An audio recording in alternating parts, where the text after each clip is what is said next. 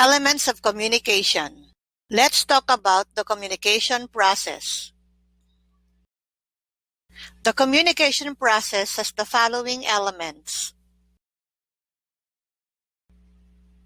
message, sender, transmission medium, recipient, noise, and context.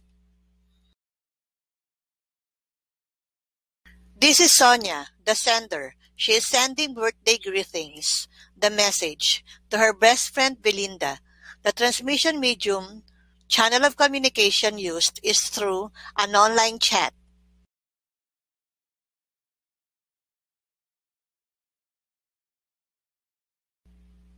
This is Belinda, the recipient. She writes, "Thank you, BFF," as her reply, the feedback to Sonia.